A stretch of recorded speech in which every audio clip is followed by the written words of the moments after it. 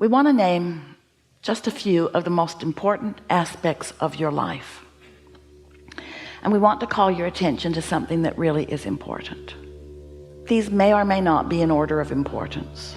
They're all going to seem important to you, but your Earth spins in its orbit in perfect proximity with other planets. Not your job. Your sun comes up every morning. Not your job. The water of your planet moves around in a pattern that serves your planet in terms of balance and energy and food supply. Not your job. Didn't go with us on that one quite as well. Your blood pumps through your body while you sleep. Not your job. You're not as impressed with these things as we are.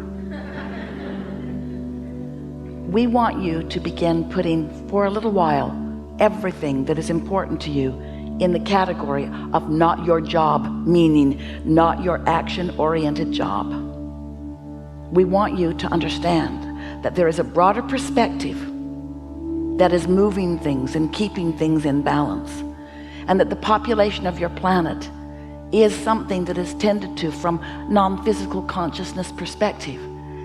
That so much about what you are living here was set into motion even before you got here, and that there is a vibrational reality that you will call future experience that is underway, that you are contributing to on a daily basis by the sifting and sorting of the contrasts that you live. So just for a little while, we're not asking you to withdraw from life. We're not asking you to not have fun measuring yourself with others. We're not asking you to not enjoy the competitions that you find with each other. We're just asking you to put it in perspective. We're just asking you to acknowledge that there is an energy that creates worlds, a consciousness flowing energy that creates worlds, that comes from what some want to call God. We call it source energy, or your inner being, or the non-physical part of you, that is working for you because you are blessed and deserving, not against you ever. We would like you to accept that as you are here in these leading edge bodies, and that as you explore the details of your life, and you find something that is unpleasant to you, like people who are hungry, or people who are angry and mean and belligerent, or, that when you experience the exposure of that, and you feel the offness of it, that you give birth to a rocket of desire that is then understood by this energy that creates worlds. It becomes part of the consciousness. It becomes part of the becoming. So you keep giving birth to a better world that you don't line up with. You give birth to a better world all day long. You give birth to more peace. You give birth to more prosperity. You give birth to more abundance of all manner. You give birth to all kinds of things by your exposure to it, through your personal exposure with one another and through the media or your televisions or whatever. You are exposed to so much that makes you do what you were born to do, decide and define what would be better. But then you don't go to what's better because you keep focusing upon the problem that you've been exposed to. We want you to step back just for a little while. Try it for a month. People say, "What are you doing?" "Nothing." "No, really, what are you doing today?" "I'm gonna daydream." "What?" "Yeah, I'm gonna go sit by the lake or sit by the fireplace. I'm gonna put my feet in the water." "Aren't you gonna go to work?" "Yeah, but I'm not gonna focus like I usually do." "I'm gonna tap into my true power." "Probably gonna get fired." No, I have enough reserves going. I can go through the motions of what they need from me while I dominantly daydream. I can daydream at night. I can daydream on the way to work. I can daydream on my lunch hour. I can daydream. My mind can wander into the good things of life. I can predominantly daydream. "What are you doing?" "Nothing." "You can't be doing nothing." "No, really, I'm not going to do anything for a while." "What?" "I'm not going to do anything for a while." "Nothing?" Hardly. I'll probably get dressed. Take an occasional shower. I'll eat. And I'll show up. but I'll be different because I'm showing up in my wholeness. I'm showing up in my expecting good things to come to me. I'm showing up expecting inspiration to come to me in such a timely way that I can shoot a basket from mid-court and on a buzzer beater win the championship. I can do that. I can invent things and create things by utilizing this higher power that I have to daydream myself to. I'm no longer going to hold myself in practical defiance of my true power. So we're just saying that when you get the hang of this, the power of a non-resisted thought is a comparison of like an atomic bomb to a firecracker. The relationship of the energy and the movement of the energy within it, the power of a non-resisted thought. Try it just a little, not even all the time, just a little more. Daydream a little bit and see what happens.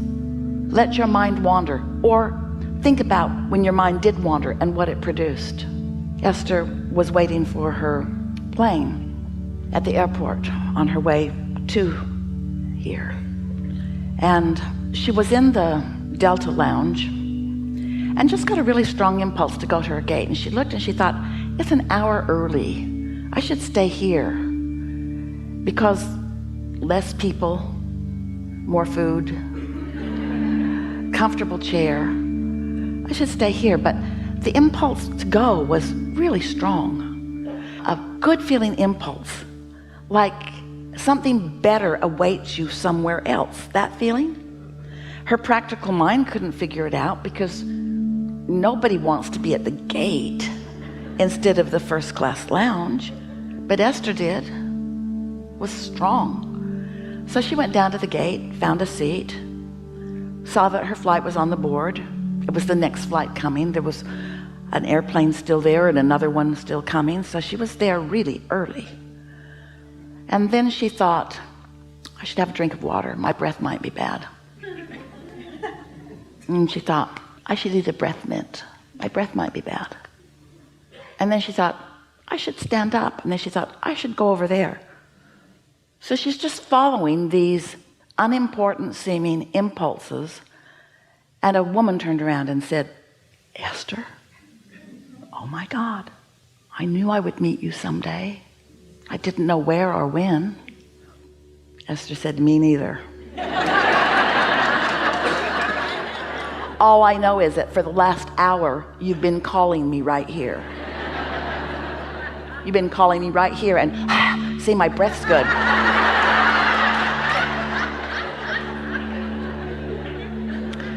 Now, we know these are not earth-shattering events, but what we want to say to you is that you are co-creating with all kinds of things. Oh, and this girl has a resume that knocks Esther's socks off. The last 5 things that Esther wrote on her daydreaming list are those kinds of things. In other words, the universe knows who you are. The universe knows who others are. The universe knows where you are in relationship to everything that you want. When you are in alignment with who you are and you get an impulse. Now, there's not one of those things that we said to you that Esther was thinking about that feels very important to you. In other words, how earth-shattering really is it for Esther to just get up and go someplace else? Not very, but isn't meeting someone a good thing? And isn't timing of that a good thing? And isn't co-creating a good thing? And isn't that how the world goes round?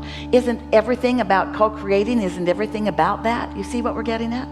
We've been working with Esther a long time. We're trying to convince her every day to do what feels best to her, not to do the most practical thing or the thing that in other words, what's more practical, to stay here or go there? What difference does it make? Follow your impulse. Accept that there is someone upstream from you with a broader point of view that knows everything that you intend, that knows everything that's in your vortex, and knows, here it is, what the path of least resistance is to get you to where you want to be. But it's not path of least resistance just to get you from some place to another place. It's path of least resistance to give you the most fun along the way. You see what we're getting at? Now, you would like this story a whole lot better if this was the story we told you. Esther woke up one morning, couldn't wait to get down to the liquor store.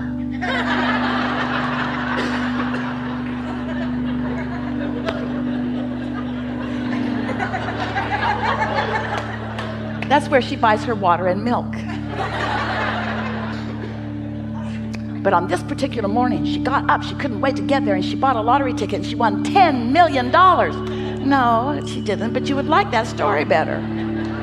You would like that story better. In other words, you're always wanting the big payoff. We're wanting you to understand that your big payoff life is a series of good feeling events over which you have control, because you are daydreaming, because you're maintaining your feeling of alignment, and you're following your impulses, so that everywhere you go, the best that the universe has to deliver to you is delivered to you moment by moment by moment by moment by moment. And that is what living happily ever after really is. There is nothing that you cannot be or do or have. But you cannot hold yourself in vibrational resistance as your practical mind keeps taking score of where you are instead of where you want to be. And because you've not really understood this, and you've not allowed yourself to purposefully daydream, because you've oriented yourself to too much practicality, because you've been measuring your success in life to how others have approached you or others have approved of you. Those you work for expect things of you, and you want to perform in a way that pleases them. And those who you were born to expect things of you. You've given over your power to almost everyone else, seeking approval from their factoring you into them. And that's all right, because if you don't do what Esther wants you to do, she'll find someone who will. Are you afraid? No. Of course you want to do the things that you are supposed to be doing. We're just asking you to daydream too. Are you following? We're just asking you to begin leveraging this energy that creates worlds. Now, right now, you're sort of limp about it. We just delivered to you a soliloquy that could take you happily ever after into outrageous success on any endeavor that you're about, and you are limp about it because it doesn't seem big enough. It doesn't seem important enough. We ask for zero sacrifice. No sacrifice, no struggle, no attention, no effort. We didn't ask for any of the things that you equate with success. You've been barking up the wrong tree for quite a long time. It's time for you to start being nicer to yourself and daydreaming more and being happier about things and giving yourself more leeway and going to more places where you feel good and looking for more vistas that you can sit and look at, and more daydreaming, more just giving yourself the opportunity to let your mind be still while your vibration rises, so that then you can receive the impulse to put you in the right place at the right time for the things that you are looking for. We've enjoyed this interaction immensely.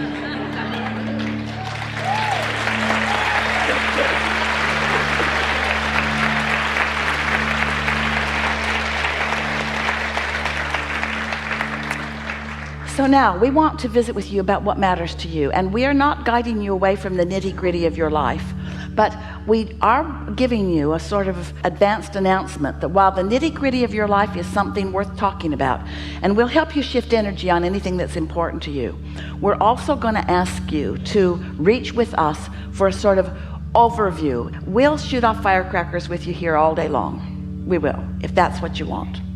We'll talk about that kind of low-powered stuff, if that's what you want. Or we can get into the big leverage. In other words, we promise you that when those men take that smokestack off Esther's house, and they will, that they will bring the biggest crane that anyone has ever seen. And they will plant it on the street, almost a neighborhood away. And they will reach over several places with this big crane. They will not bring a hammer and a chisel and a saw. They will bring a crane, a really, really big crane, and lots of really, really big chain. In other words, it's going to be a big leveraged thing that happens, you see. And we think this is perfect timing in Esther's life, at the perfect timing when we're wanting to convince her to get the damn crane. Stop running around with a little hammer in your pocket and trying to make things happen. Get the crane. Get the crane. Are you ready to get the crane? All right.